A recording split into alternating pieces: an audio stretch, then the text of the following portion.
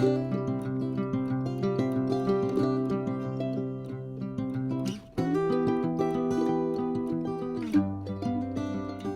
and welcome to The Bottom Line. I'm Pastor Paul Steele from Bethlehem Church in Austin, Minnesota.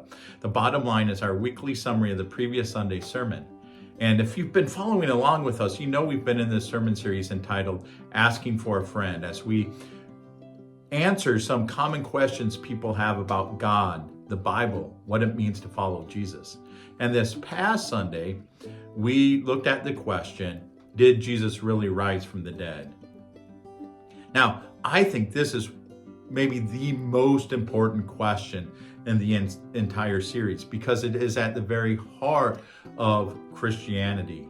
Paul in 1 Corinthians chapter 15, verse 19 says that if Jesus didn't rise from the dead, then we should be pitied above everyone else, everyone in the world. Why? Because what we believe in isn't true. The truthfulness of Christianity hinges on this historical event, the resurrection of Jesus Christ from the dead. So can we really know that if Jesus rose from the dead or not? Well, during the sermon, I shared 5 different pieces of evidence. And here I'll just share one. And this is my favorite piece of evidence. And that is that a dead Messiah is no Messiah. Because the Messiah was to come and to deliver Israel from their pagan oppressors. And the fact that the Messiah was killed meant that, he was not the conquering king, the redeeming king that had been promised.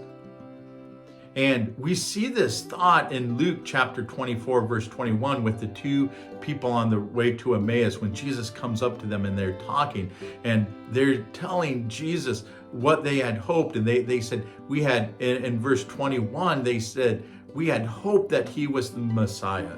That was their hope. But now their hopes had been shattered because he had been killed. And so on either side of Jesus, there's history tells us there's about 16 men who came and claimed to be Messiah. And the same thing happened to each of them after they died. Their movements ended because a dead Messiah is no Messiah. The one exception is with Jesus. Why did Jesus's followers continue to say, even after initially when they lost hope that he was Messiah, why did they continue to preach that this man who was crucified on a Roman cross was indeed the promised Messiah? It's because of the resurrection. The resurrection of Jesus from the dead shows them and shows us that he had in fact defeated their enemies, the greatest enemy being death. And so they went around the world dying for this truth that they preached and proclaimed, that the crucified Jesus was in fact the true Lord of the entire world because he was resurrected from the dead. And the resurrection matters because the resurrection gives us hope. It gives us hope that death isn't the end. The bad things in this world are not the final reality, that there is better things to come, and that Jesus' resurrection is just the first fruits of the new creation that God has promised to his people. And it also allows us to live with purpose because it reminds us that our lives aren't just about ourselves. It's about God and loving people and doing what we can to push back against the evil that is in this world. And we do that best when we love our neighbors as we love ourselves. And so our big idea from Sunday is this: the reality of the resurrection empowers us to live lives of hope and purpose.